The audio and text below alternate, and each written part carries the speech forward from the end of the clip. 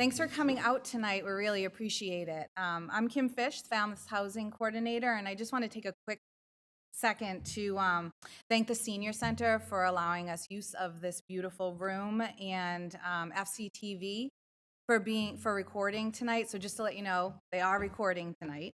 It's not live though. And the Enterprise, Elizabeth is here from the Enterprise, just to let you know. And I also want to thank our guest speakers over here. Thank you. So I'm here with Dave Garrison, the chair of the Falmouth Affordable Housing Committee, Wayne Lingafelter, the executive director of the EDIC, State Representative Dylan Fernandes, and just to give you a heads up, he's going to have to leave us a hard stop at 6. A little after 6, just to let you know, if you see him scooting out, he's not abandoning us. It's planned. And Tucker Holland from Nantucket, he is the housing director for Nantucket. We're here to talk about the real estate transfer fee that the Select Board is considering adding to Springtown meeting warrant. I'm going to give a brief presentation regarding the Falmouth Affordable Housing Fund in order to put all this into context and where the possible funds from the real estate transfer fee would be going and what they would be used for. Dave and Wayne will describe what the real estate transfer fee is. State Representative Fernandes will touch upon the governor's housing bond bill and why she has requested communities on the Cape and the Islands to do a home rule petition for real estate transfer fee, or whatever else he wants to talk about to drive it home. And Tucker will touch upon the housing issues on Nantucket briefly, but how they're tackling them in the real estate fee home rule petition there, and how it transpired there. And then we'll open it up for public comment. So if we can just hold off any questions that you have until the end when we open it up for public comment, that way we can just get all the presentations out of the way and open it up for you. So the Falmouth Affordable Housing Fund was created in 2011 by Session Law Acts of 2011, Chapter 29, for the promotion, expansion, and/or retention of affordable housing. The Select Board are trustees of the fund. It is funded by the Community Preservation Funds, recurring funding sources, free cash, and donations. The current balance in the fund is $7,862,524. Funding from the CP funds under Article 42 of April 2023 town meeting was $2.5 million. And town manager's budget included funding from the general fund at the November 2023 town meeting, and those were funds from the local room excise tax and community impact fee. That was $925,000. Since 2016, I just went back to 2016 to 2023, the Falmouth Affordable Housing Fund has subsidized 142 total rental units. And the same amount of time, 2016 to 2023, 13 units for home ownership. And I just want to point out here, in 2016, Deer Pond Road, that was a subsidy for one home for $65,000. That's how that amount worked at the time. But if you take a look, flash forward to 51 Esker Place, $100,000. We're now averaging about $100 to $125 per unit.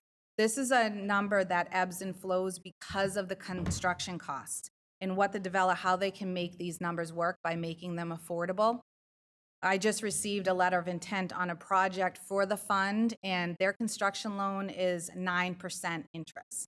So this is why that number could ebb and flow, but you can see how much they need for subsidy in order to make affordable housing work.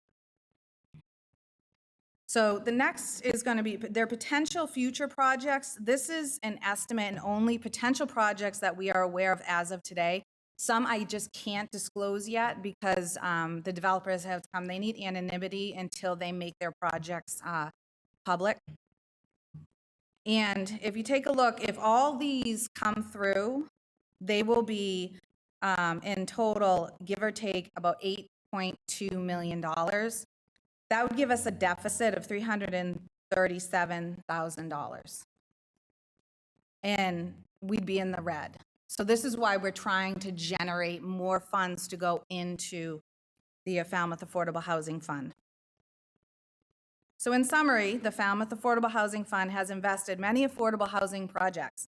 We hopefully will have many opportunities in the future to assist with funding more projects as long as there's money in the fund. Thank you. So now we will open up. So Dave Garrison, the chair of the Affordable Housing Committee, and Wayne Lingafelter, the Falmouth, with the Falmouth EDIC, are going to come up and do their presentation and explain what the transfer fee is.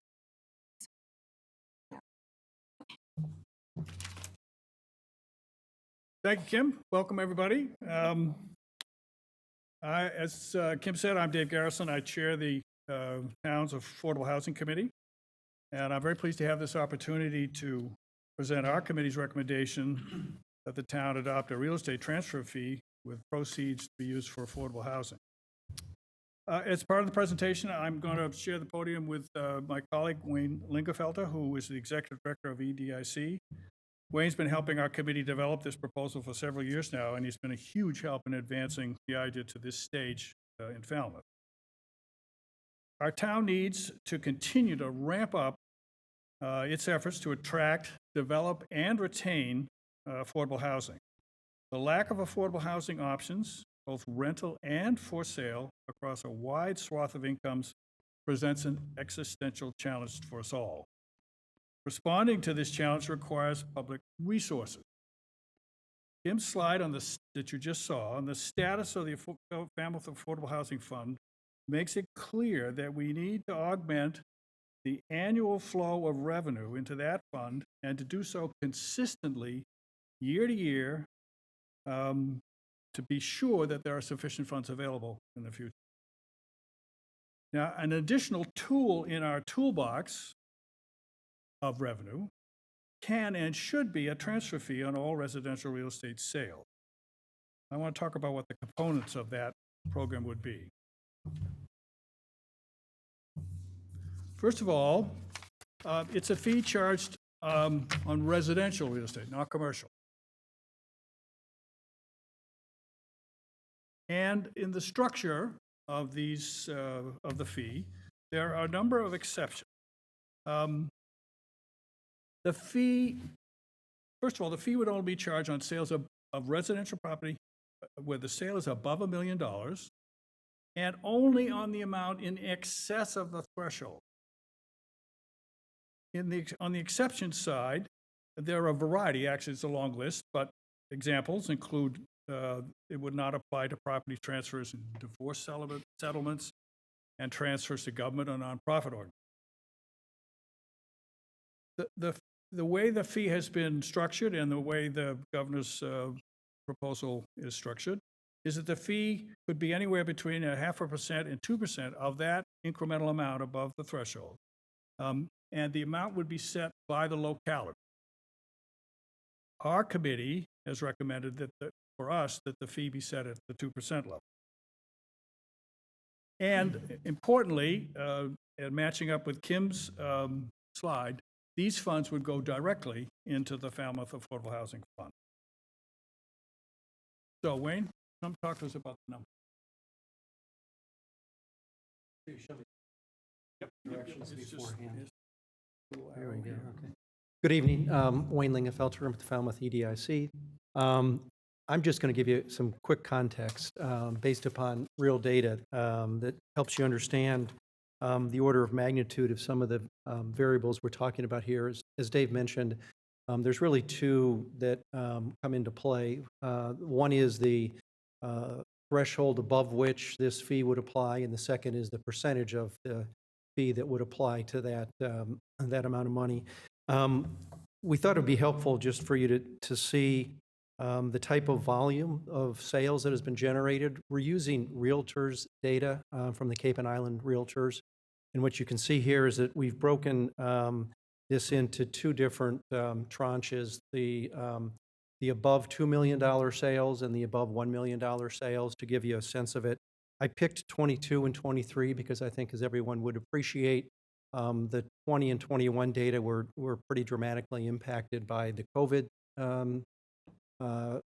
phenomena. And what we've seen here, the 23 data was just released, at least released to us, shows some relatively consistent outcomes in terms of the total volume, which is really the most important metric as we look at the impact of this potential fee.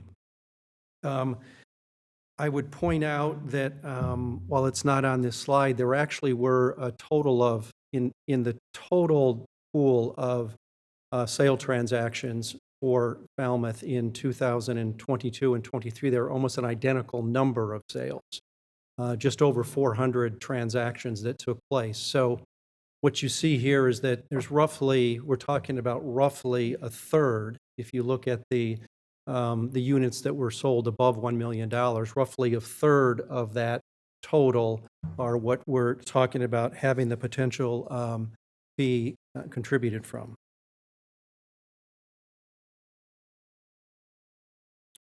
So what we did next is we took that data on the actual sales and we applied some hypotheticals to it. You can see on the left-hand side, as I said earlier, the governor's bill, Dave mentioned, has a range of transfer fee rates. So those start at 2% on the high end and they drop as low as a half a point. And then the threshold value has a range as well. I've picked two data points here. The governor's bill that Dylan will speak to and Dave referenced has $1 million threshold. There also is up to a $2 million threshold that has been contemplated in the various discussions. So then what this slide then demonstrates for you is the kind of revenue generation that would come out of those. And it's as simple as saying in the example that the committee has recommended, where there's $1 million threshold and a 2% fee, there would be roughly $2.3 million in annual revenue that would be generated for the Falmouth Affordable Housing Fund. That's a substantial number. You saw earlier from Kim's presentation. That's in the same order of magnitude that the CPC has been contributing to the Falmouth Affordable Housing Fund. I think one of the reasons that the committee and the group that's been working on that is focused on the transfer fee is that it is sustainable and it's substantial. And that's a big part of trying to find the solution to what the Falmouth housing crisis is. I think that there's two other comments I would make on this slide. Number one, there's some footnotes to this that you may or may not be able to read, but I think they're important to point out because as the slide says, these are just estimates. They're hypothetical examples. This is Realtors data. Realtors data captures transactions that are done as part of the Realtor system. There are always private transactions which may be outside of this, which would obviously increase the potential value. On the offsetting side of that, there are also exclusions that Dave mentioned, which we have no way by which to know what the deductions would be. So there's both pluses and minuses to this hypothetical that in reality, if we're able to secure the fee down the road, would have an impact. The other point I would make is that in the case of the recommended amount, the $1 million threshold and the 2% fee, that $2.3 million represents, at the current rate that Kim referenced, probably somewhere between 15 and 20 affordable housing units. So that's substantial, but it certainly is still a long ways from the order of magnitude problem that the community faces, at least in my opinion. So this last slide that I'm going to do is just a quick example of how the math works. I suspect most of you have followed it already, but essentially as an example, in 2023, there were 126 residential sales that we identified on the last slide that exceeded that $1 million. If you applied that 2% fee, as I said, you come up with $2.3 million. And as an example, just to clarify, if there was a home that was sold for $1.5 million, $1 million of that is excluded from the calculation because it's below the threshold. The $500,000 that's above the threshold then has a 2% fee attached to it, which generates a $10,000 fee on that sale. And I'll turn it back to Dave to finish Thanks, our Wayne. portion. Yep. Now, on the question of who pays, a fee of this sort could be paid either by the buyer or the seller, or a combination of the two. The governor's proposal is that the seller pay the fee. And our committee recommends that Falmouth follow the governor's lead and have the seller pay the fee. Now, the question is how the proposal is coming through this process. We're at a stage now in this exercise where having the governor come forward with her proposal, which is part of a larger bill, is referred to as the bond bill, and Representative Fernandes will talk a bit about that. That now has been submitted to the legislature, and having the governor make the request has changed the nature of the conversation around the state. Prior to that time, localities were sending in proposals, and I'll talk a bit more about that in a moment, but the legislature was not acting on those proposals. Now the governor is in the game and has made a proposal, and that's going to make all the difference. We recommend, our committee has recommended to the select board that the town approve a home rule petition to set up the fee and send that petition to the legislature right away. The hope is that by having the town approve the petition at the spring town meeting, prior to the legislature acting on the governor's bill, which isn't likely to take place, I think, until sometime this summer if we're lucky, will make it possible for Falmouth to opt into the program right away as soon as the statute is passed. And that would allow us to get access to the revenue from this fee sooner. So that's the reason that we're recommending to go now. As Kim mentioned, the select board has put a placeholder on the warrant list that it's working on now, and has it now moving through the process of considering whether or not on this particular matter to include it on the warrant. And this public meeting is part of that process. The board will consider comments that are received here today and do its own regular review of this proposal and make its decision here in the next month or so as part of the process of preparing the warrant. As far as our colleagues on the Cape are concerned, they're part of a larger group of about 17 towns in Massachusetts that have already submitted home rule petitions. And on the Cape, Chatham, Provincetown, Truro, Wellfleet, and Nantucket, we're going to hear from Tucker in a minute, and the several villages that comprise Martha's Vineyard have all submitted home rule. For us to meet the challenge, it's a serious challenge posed by the lack of affordable housing. We must have sufficient resources, and they need to be consistently provided. We need additional tools in our toolbox. This is available. We think the town needs to act on this now and be prepared for using it in the way it's intended, which is to add to our resources to provide affordable housing in Falmouth. And that is our committee's recommendations. Thank you for listening, and I'm looking forward to your comments.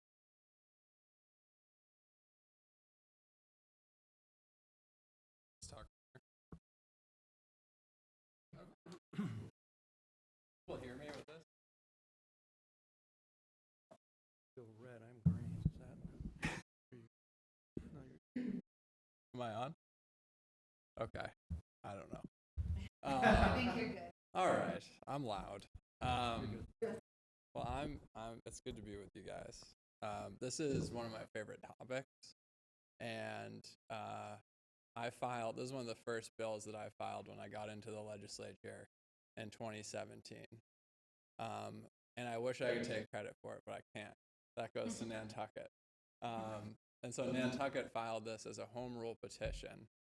first community in the Commonwealth to do it. And their original home rule petition was a half of a percentage fee on home sales over $2 million. So someone buying a $3 million home on Nantucket would only have the fee go to that third $1 million, and it'd be 0.5%, which would be $5,000 if you do the math. The realtor lobby in Boston vehemently opposed that. Someone buying a $3 million home or more and spending $5,000 to go towards the local community to build affordable housing. That really pissed me off. And so I told the realtors in Boston, the lobby, not the realtors, the lobbyists of the realtors, that if they continue to oppose Nantucket's home rule petition, that I was going to file a statewide piece of legislation enabling every city in town, 351 of them, and the Commonwealth to have a local option where anyone can opt in. Then we filed, they kept holding up the Nantucket bill, kept opposing it. And so the next session I filed the bill that would allow any of the 351 cities and towns to be a part of a transfer fee. And that has since caught a lot of attention. I think it's now around 20 plus communities that have followed Nantucket's lead and have filed their own home rule petition asking the legislature just for the ability to do this, not a mandate, just a local option ability to have this tool in their toolbox. Fast forward to today, we have a bunch of people co-sponsoring that bill. Cities and towns all over the Commonwealth have filed that bill, from down in our region to Western Mass to the city of Boston. Joined us. This is one of Mayor Wu's big policy priorities as well. And then we brought the governor around the district this summer in preparation for the filing of the bond bill. And we had a lot of meetings with advocates who have been pushing for a real estate transfer fee, talking about how incredibly hard it is to live here. And it is really, unless you have some sort of foothold here already, this is an unattainable community for many, many people, especially people in my generation, and the one coming up, but everyone. And to her credit, she listened to us and incorporated in her now housing bill that was referenced a piece that looks almost identical to our statewide one that we have filed. And so that's how we got here. And this is this is a bill that is moving. There is wide recognition that the biggest issue facing our Commonwealth, or at least in the top 3, is how unaffordable it is for so many people here, and that is especially true around housing.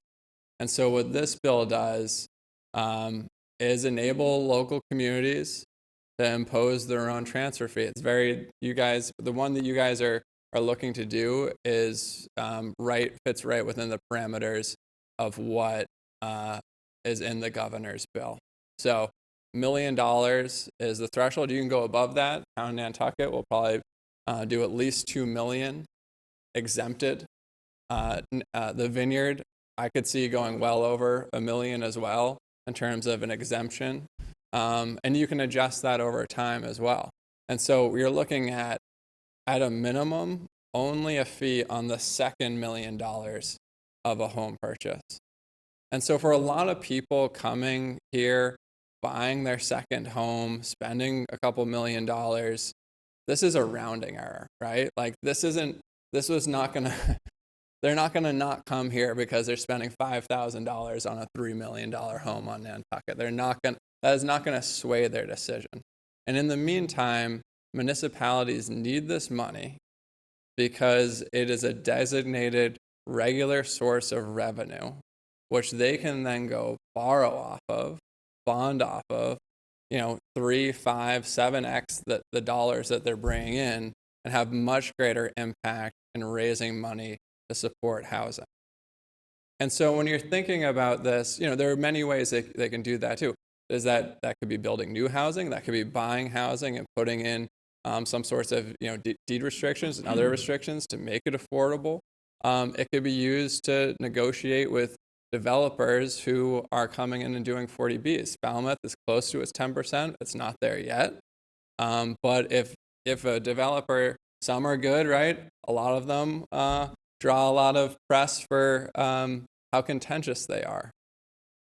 Falmouth having money in its housing bank gives them so much more leverage in negotiation to getting a developer to build housing that meets the community aesthetic and falls in line with community values. So there are many reasons why this is good, but that's just another way for a town to have leverage in a housing project.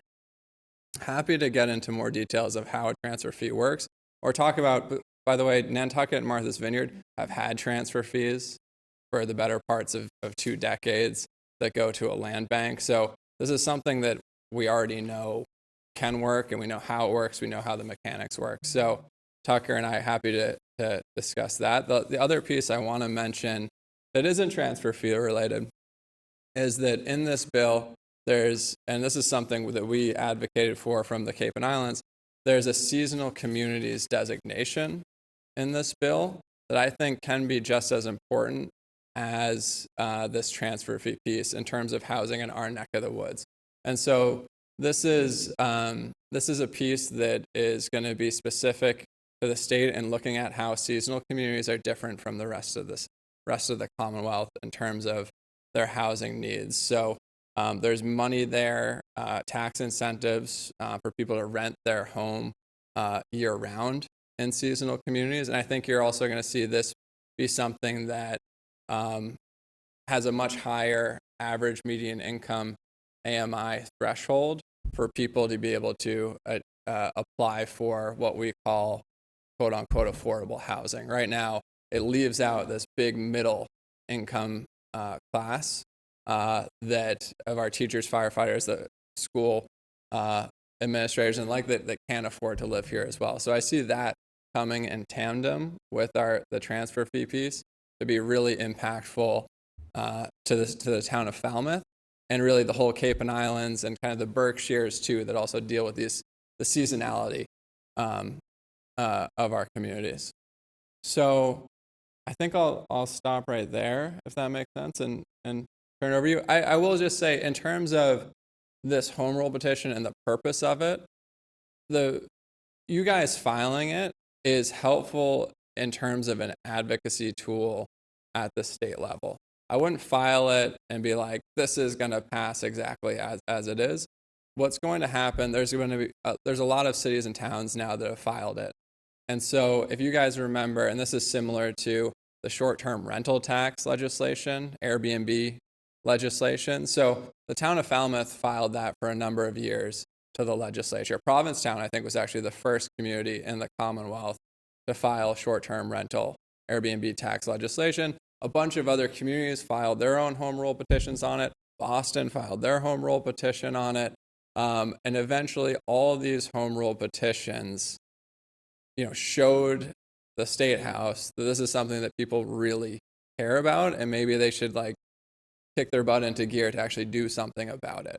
And so that is the purpose of filing these home rule petitions, is to show this is meaningful to my community. This will make a difference in the lives of the people here. And this is us asking for permission to be able to do it if we choose to do so. It again goes to a vote of town meeting and the legislative body on whether you actually want to do it or not. And so that's what happened with the Airbnb bill, and eventually a statewide enabling legislation was passed that allows all 351 cities and towns to impose what is an up to 6% local option fee and an impact fee now, which Falmouth is also doing, if they so choose. And so this, at the end of the day, for me, because I represent 9 communities, this is about giving cities and towns an additional tool in their toolbox if it is right for them to use, to be able to sustain a local community that meets their local aesthetic and allows people to who grew up here or want to move in here to be able to make a life here. So I'll end there, and happy to take some questions at the end. Okay, can folks hear me? Thank you. I mean, Dylan explained it so beautifully, and we're very fortunate to have had his leadership on this issue. We appreciate it. I guess I'll just talk about Nantucket a little bit. This is something that has passed town meeting multiple times with several times completely unanimously or near unanimous support, not only from the voters at town meeting, but our seasonal community has also written to the legislature in support of this legislation, and they're arguably the ones most impacted by it. As Dylan pointed out, when the prior governor came down when we first introduced this, and I was asked to go over it with him, it probably took him 20 seconds to say, this is a rounding error. And I said, exactly. But in a place like Nantucket, it really adds up. Our 0.5% fee above $2 million would result in $6 million a year. And the other thing that isn't reflected in the numbers you all were looking at earlier is because of the nature of the revenue stream, those funds could be used to further bond with. And if you had a consistent $2 million a year revenue stream in today's interest rate environment and so forth, that could be $30 or $40 million to do the kind of work that you need to do. So it's an incredibly important tool, and it's also much more flexible than anything else that's out there. Right now, if your Affordable Housing Trust is funded mostly with CPC dollars, as many folks know, those are limited in terms of the AMI level up to which they can serve 100% AMI. And there's no doubt there's incredible need within that level. But in Nantucket, we know the need goes so much further. You need to be earning 5 times the area median income in Nantucket to afford the median home, which is presently north of $3 million. So, we have folks who earn above 100% AMI who truly struggle with the housing issue. We have a fire department of 24 full-time firefighters, 4 of whom don't live on Nantucket. They obviously are there for their shift and stay at the station, but one lives as far away as Lawrence. So if there's a fire, we've got a problem. That's just not sustainable, and we're extremely grateful to the governor and her administration, as Dylan said, for listening to so many communities and the problems that they're confronting, and how this tool can really make the difference. Voters in Nantucket have been extremely supportive of housing over the course of the last 5 years. They've appropriated north of $83 million.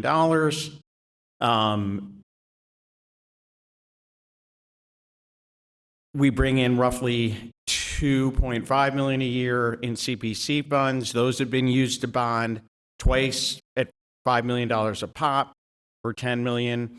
So, we're doing the things. We have ADUs by right. We have multifamily by right. We're doing all the things that are available to us to address the problem, but it's not enough. $83 million is a lot of money. We have a $500 million problem in Nantucket. So, we see a critical tool for us, and you all are lucky. You have, I'll say 2 crystal balls. They're called Nantucket and Martha's Vineyard, because what's happening there is going to eventually happen here. And you're in a better position because you can get at the issue sooner, which is going to be a lot cheaper.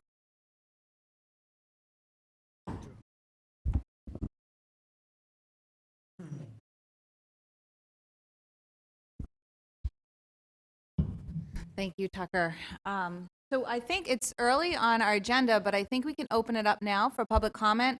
And also for anybody at home that were unable to attend tonight, we will be accepting public comments or questions at the housing@falmouthma.gov. It's up there, and we also have a QR code that brings you right to the housing page. And the slideshows, the video from tonight will be posted there when everything's ready to be posted, so you'll be able to access that. And so if anyone has any questions, they can come up to the mic. Thanks.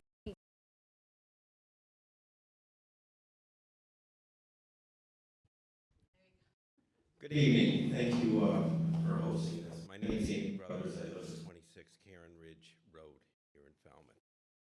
I have a couple of questions after I preface my remarks. I do not support this, basically due to the fact that one segment of the population is funding this. So my questions are, if it's such a noble idea, why isn't everybody contributing to the vested interest of the community? That is, all real estate transactions. My second question is, why isn't commercial and industrial contributing to this as well? So those are my two questions. I can't speak to exactly why the governor didn't include commercial and industrial. Maybe Nantucket can speak to their home rule on it. But I think generally speaking, people who kind of $5,000 for someone making $60,000 a year is a lot different than $5,000 for someone making $500 to $1 million a year. And as a percentage of their income is just vastly, vastly different. And so you could have a much larger pot, though. You could, yeah. And so At a much lower percentage rate as well. So Nantucket and Martha's Vineyard right now, for their transfer fees, it goes to almost every home sale purchased. And so that creates a lot of revenue for it. Around Nantucket, I think land bank was it 27 million? Yeah, I mean, during the pandemic. Yeah, $40 million in 1 year based on a real estate transfer fee. It's the same reason that income tax is graduated, same reason a lot of things are graduated. People making millions of dollars buying multi-million-dollar summer homes can more easily afford to pay $5,000 than someone who is living paycheck to paycheck. That's the reason behind it. This will be on top of the 4% levy that was passed a year and a half ago on that referendum that came through on the ballot on any incomes over $1 million, including home sales, capital gains, stock transactions, etc. So in effect, you're amounting a 6% surtax in the state. Yeah, I mean, it depends what the municipality chooses for its transaction fee. It can be 0.5%, it can be 1%, it can be 2%. Well, that's really my question to the board. Then why not spread it out to $500,000 property?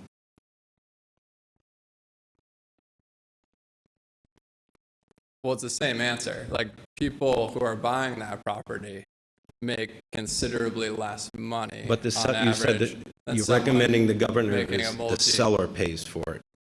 So it has nothing to do with the buyer. Well, actually, if you, and Tucker can probably talk to this, but a lot of these transactions, my bill was actually to put it on the buyer's side, and the governor did on the seller's side. But it's kind of a philosophical argument, because these types of transactions, a lot of times they're just pre-negotiated onto who pays, and usually there's some type of split, and that's actually sometimes factored into the original cost of the home. So an economist will tell you that whether it's buyer or seller, wherever side is levied, it's going to be, it's probably going to be some sort of split between them anyway, because it's it's another bargaining tool in a negotiation.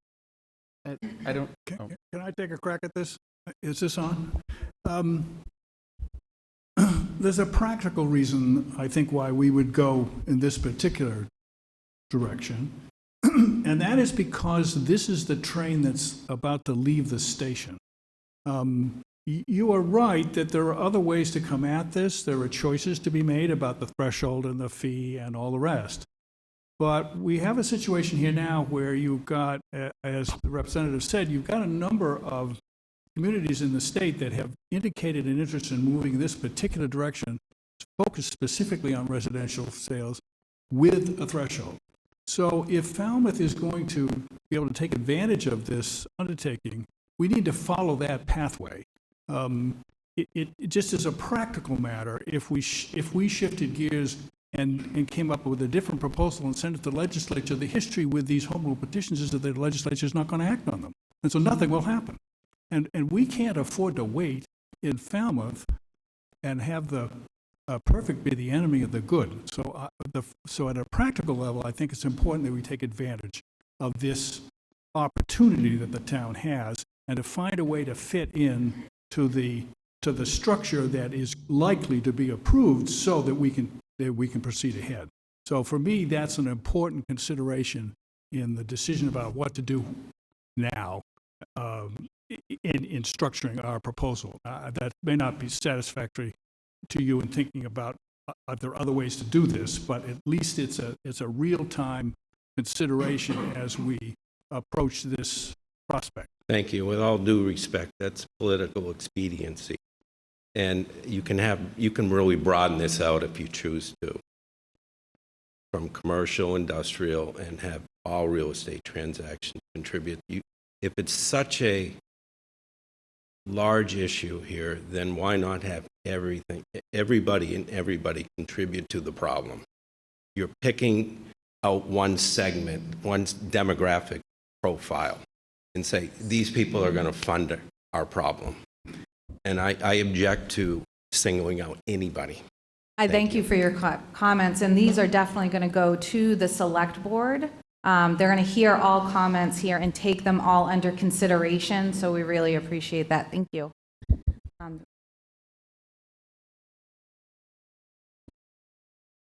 Good evening. Jay O'Connell, 24 Deal End Place, East Falmouth. I agree with part of what the previous gentleman said.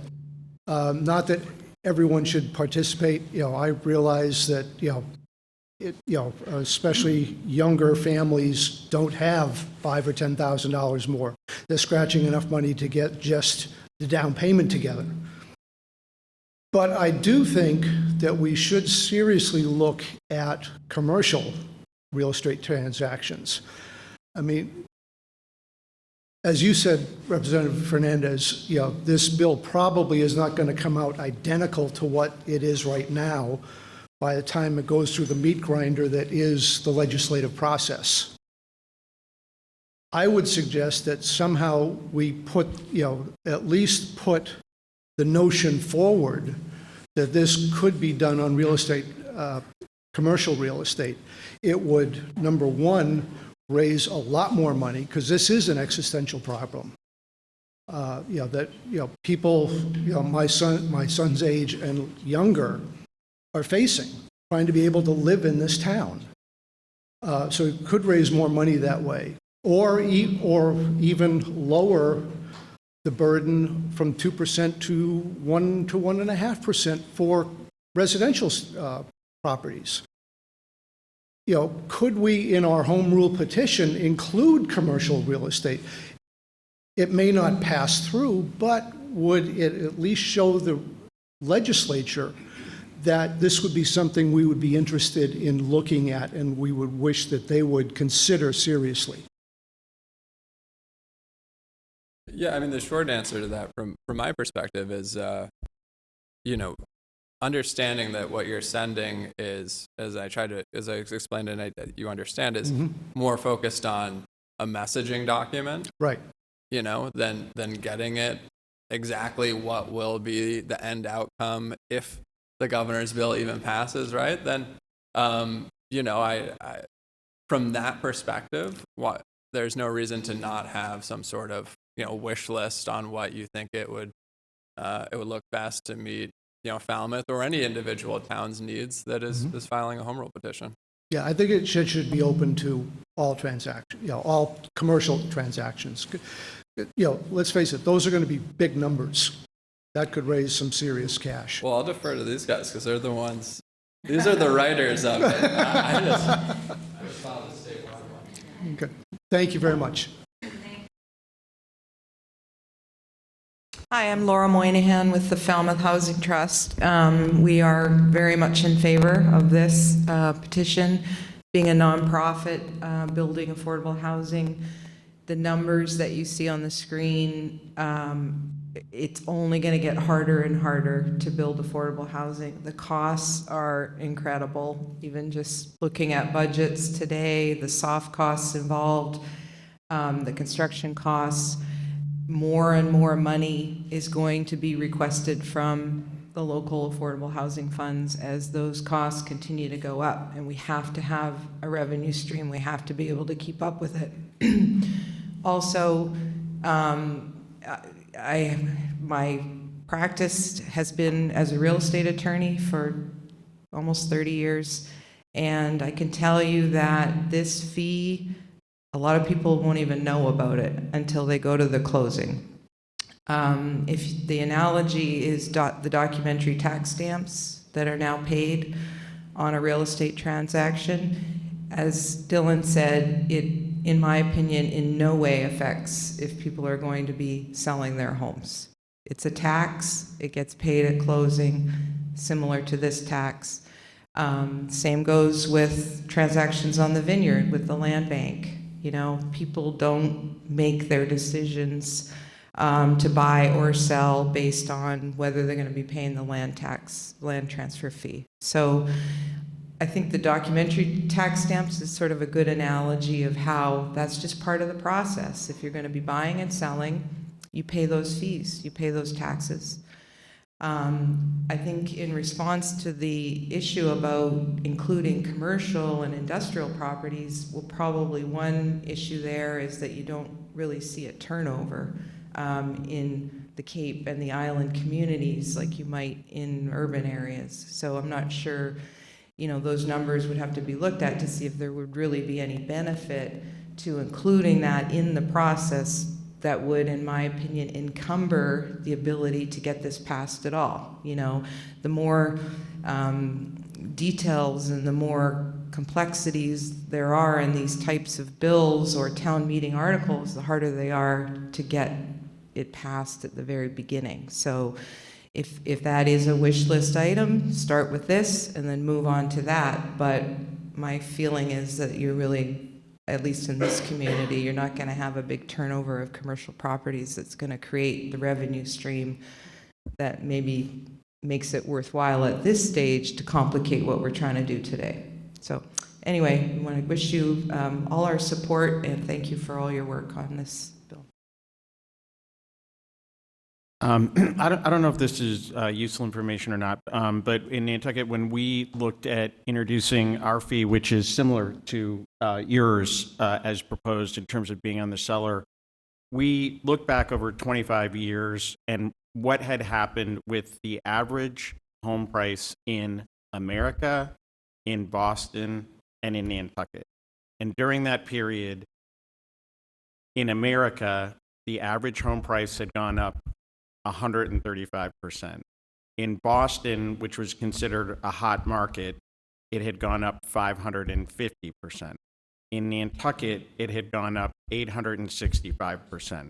So we concluded that 0.5% on the amount over $2 million probably was not going to be hurting the seller in that case.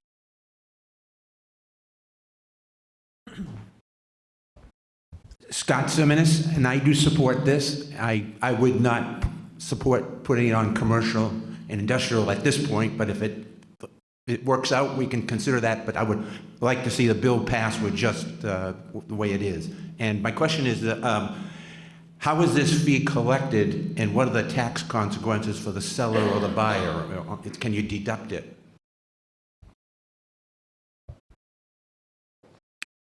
It's a fair question. It would be collected, I believe, through the same process that the Barnstable County transfer fee is collected and then sent to the town.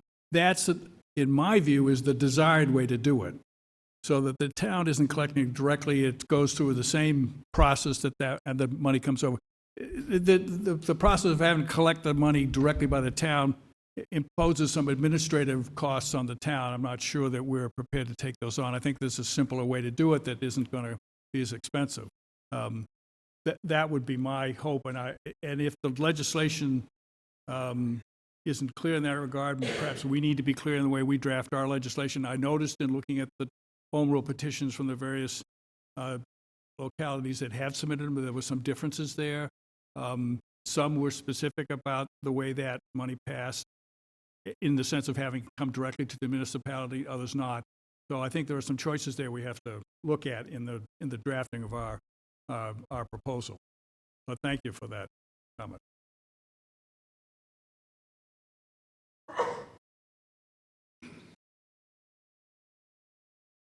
Hi there, Hannah Vanderschuren, 49 Glenwood Avenue. I'm here because I really support the work that you guys are doing. And I particularly like what the state representative said about using this as a tool to leverage the affordable housing options that we're currently using.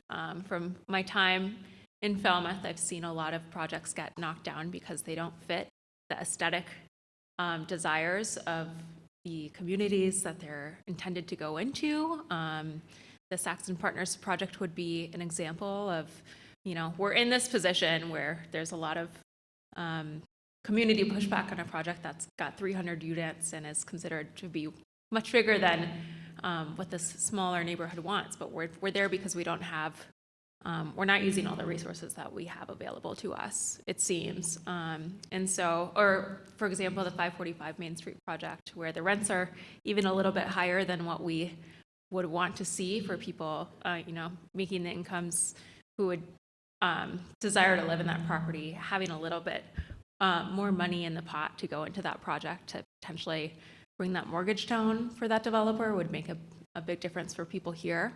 The other thing that I'd like to say is it's really great to have opportunities to speak like this, but in the future, and I hope with this piece of legislation, we can go, or maybe the select board or Falmouth can go into the communities that would be, where this legislation would be life-changing, like into the fire departments, into the police departments, talking to nurses, talking to scientists here, because I'm an early career scientist. I'm just starting to kind of find my way, but my employers who are in their 40s and 50s and who have moved here also are in a position where they can't afford to buy or save for a home. So I just see this as being really important, and thank you for your work.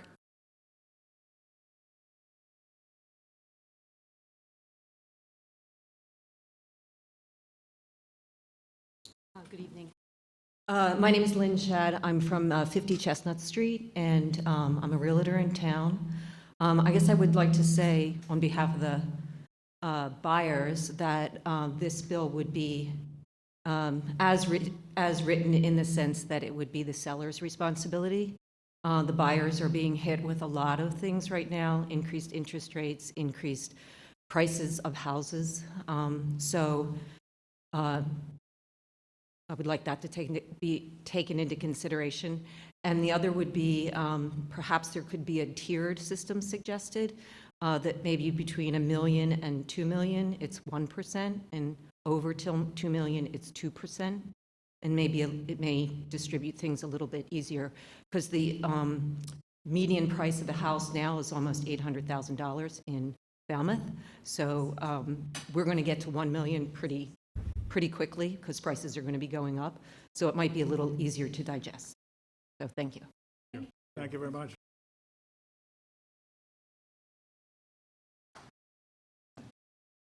Bob Robbins, Cashel Lane, Falmouth. I'd like to ask the board if they know all of the taxes you pay when you do sell a property, if you'd list them for me. When we bought our property, that was a long list. You want me to list them? Yeah, I sure would. I'm not going to do that for you, sir. That's I'm too sorry. bad. But they're a lot It's of more than you money. think. Does anybody know about the Obamacare tax? No. That's one. That's another overage tax. On the 3.8%. purchase of a home, sir? Or On just the in sale. general? We're talking about the seller now, who's going to pay a tax on his property. And he will incur the Obamacare tax if he over $250,000. So it's just another tax. That's an overage tax. I wanted to say this is an overage tax, and you should definitely, if you institute this, index it for inflation. Because $1 million today is not $1 million 10 years from now. And it's not fair, because then you're taxing inflation. Okay?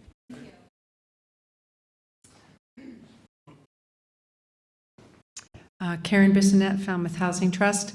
I just want to reiterate the numbers that Wayne put up there. He had $2.35 million there. If we had so many sales at 2%. I, for the last 7 years, have built affordable houses for our workforce, and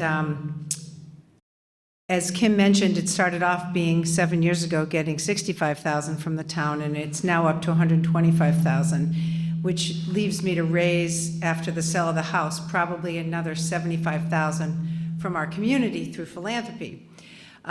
But what I'm saying is, if you take that $2.35 million and you divide it by the $125,000 that the Affordable Housing Fund has been giving to units of affordable housing, that gives you less than 19 houses. So that would be a year. The recent housing production plan that just expired, and Kim is doing another one, it's going to say that we need more than 400 affordable units. And that's just the beginning. So I want to say that this is not the end-all be-all. This is going to help us, but I don't want people to think it's going to solve our housing crisis. It's not going to get all those firefighters and teachers and police officers, physicians. Physicians can't even move here anymore because the costs are so high. Not that they would be getting affordable homes, but I just think that people don't realize, and I think people will start realizing when no EMT shows up when you have a heart attack, or there are no children in our schools, which scares me the most, because I don't want to live in a community that everyone's 60 and older. I can say that because I am over 60. And I just want people to envision what our community would be like if we were all over 60 and we had no one to serve us. So I really think that we have to start thinking of additional ways to be able to support the services that we expect and we want in our community. Thank you.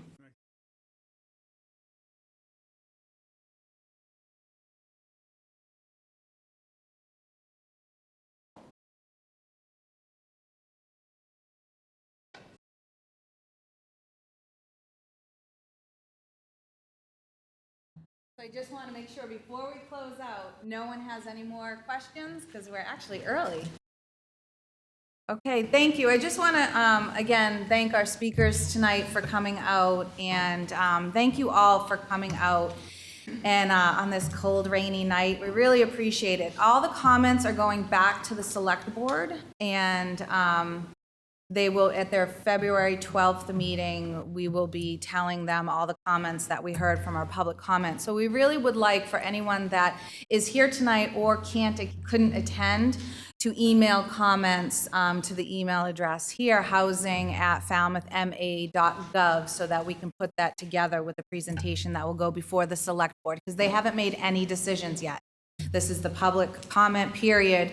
We'll bring that back in order for them to formulate a decision. Okay, thank you, everyone. I appreciate it.